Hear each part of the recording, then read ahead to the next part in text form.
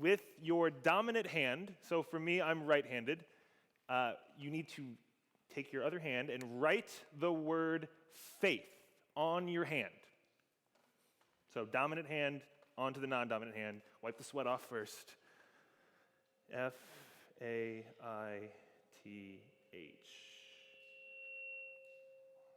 All right? And when you got that one figured out, then you're going to switch and you're going to write the word doubt on the other hand. Let's see. D-O-U-B-T. Now, I thought about trying to get enough Sharpies to make you all use Sharpies for this. Because you think about it, I'm having, the sermon's done, people. I'm having you write faith and doubt on your hands. Now, the fact that you're using a washable marker kind of defeats the purpose because the reality is you cannot wash away your faith or your doubt. So a Sharpie would have been a little more appropriate. And if I'd really had the budget, I would have called one or two volunteers to come up here and have a tattoo artist. Because sometimes your faith and doubt are a little tender, and they might bleed a little too. But we didn't spring for that. We're just sticking with, thank you, washable markers. So faith and doubt. I think you already know where this sermon's going. Thomas. He gets a bad rap in that story we just read. Thomas, who is often known as Doubting Thomas. Wait, it's actually Saint Thomas. Let's not forget that he is a saint in this Christian pantheon, not just the doubter. Maybe that doubt is what makes him such a wonderful saint. Doubt often gets the bad rap. We often look at it, and I don't know about yours, but mine looks a little scribbled and messy, and I'm kind of embarrassed by it. Doubt often gets a bad rap. But I am who I am because of my faith, and I am who I am because of my doubt. The story Taryn read comes from the end of the book of John, after Jesus had done his whole 3 days in the tomb surprise thing. In another gospel, the Gospel of Matthew, Matthew ends with one of the most popular endings. It's called the Great Commission, and it's where Jesus is with all of his followers on the top of this hill, and he says, "Therefore go into all the nations and make disciples." And it's this whole charge for his followers. Now, we often look right at the charge to the followers of Jesus, and we miss the verses before, because Matthew is very similar to the end of John. The end of Matthew 28, verse 16, just before the Great Commission, it tells us a bit about this scene. It says, the followers of Jesus gathered with him on the top of this mountain, of this hill, and they worshiped him, and some doubted. What? I just skip past that and go right to the Great Commission part. Just like I skip past, this Thomas, doubting Thomas, and go right to the faith one. I mean, even think about the text Taryn read. It ends with this: these things are written so that you may believe, and by believing you may have. It moves us right to this, but so often we skip out on this. I don't know about you, but sometimes my life is filled with some doubt. Are pastors allowed to say that? Dodge lightning bolts? I'm not alone in this. We're in a church that's part of the Reformed tradition. Any John Calvin fans out there?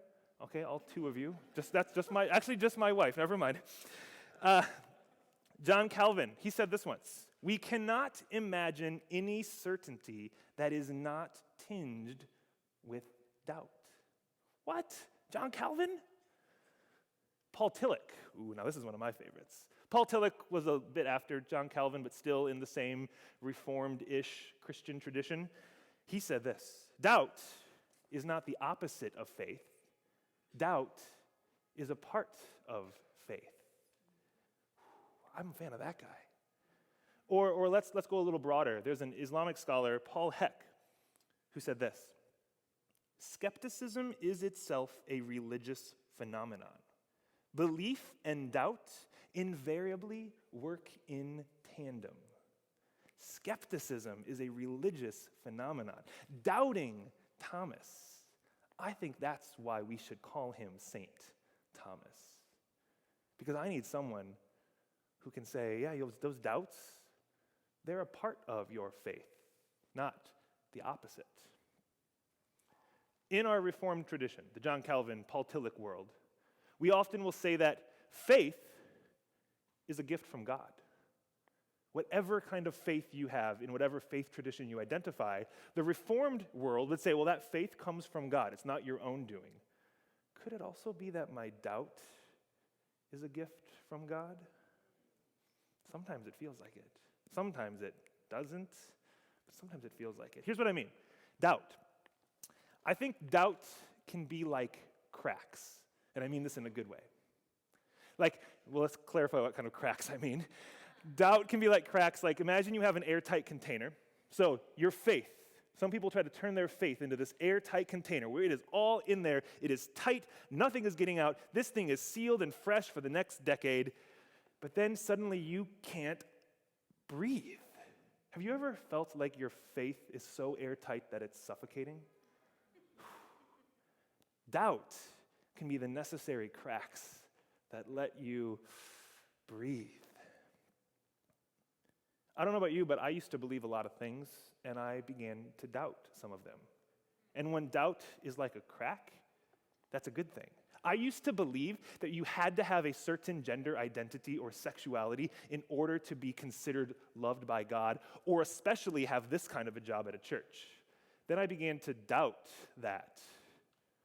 And now I want us all to recognize that anyone God calls is called by God, period. End of conversation, start the work.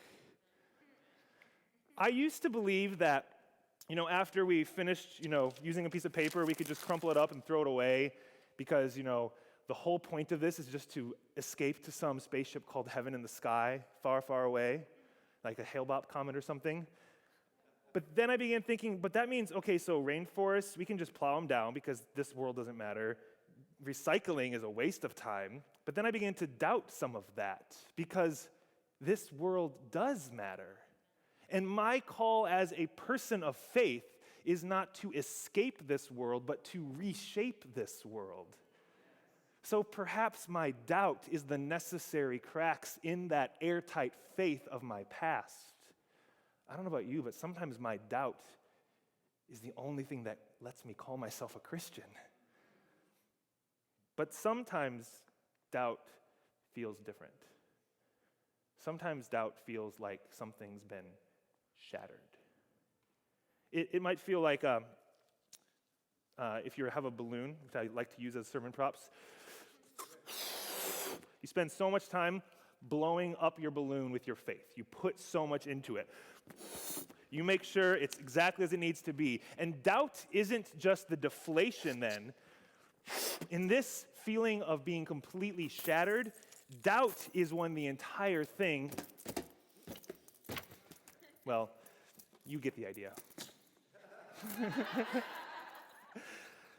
Or if your faith is the ground you stand on, it's that thing that you are so sure of. You've built your entire mindset. This is me in junior high.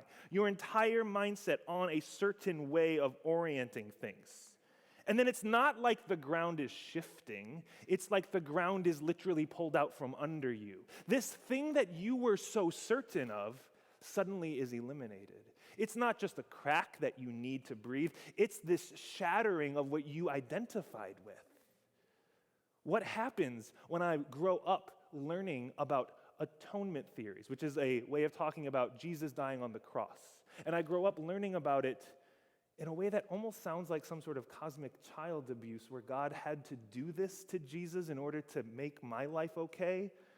But when my entire identity is wrapped up around that, and suddenly when that's taken away from me, or I start thinking, could there be other options?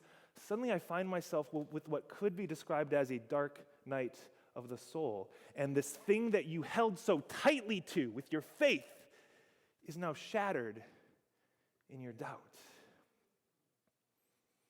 Sometimes doubt is like a crack that lets you breathe, and sometimes doubt is like everything's just been shattered. But I am so grateful for a saint called Doubting Thomas to remind me that I'm not alone, to remind you that you're not alone. No matter what doubt you experience, first thing to remember is you are not alone. And second, this is not the end. Sometimes when you step back far enough, after enough time, you realize that the thing that shattered gives you a little bit more time to breathe. And you realize that the thing that shattered you, just build a new one anyway. Sometimes when the thing you've held on to so long shatters and you find yourself asking, what do I do now? I think we should just turn to the great book of the Bible called Sleepless in Seattle, where Tom Hanks says, well, I'm going to get out of bed every morning, breathe in and out all day long. Then after a while, I won't have to remind myself to get out of bed every morning and breathe in and out. Or if you're more of a Finding Nemo fan, just keep swimming. What are your doubts? Middle welcomes all of you. Yeah. How do you hold your faith and your doubt? Do you hide one behind your back, pretending it's not there? Are you holding them so clenched that you're trying to, suffocate them, thinking then they'll go away? Or can you actually let them be partners?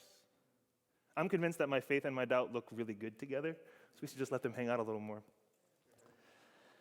In a little while this evening, we're going to celebrate communion, which we celebrate on the first Sunday of every month at Middle.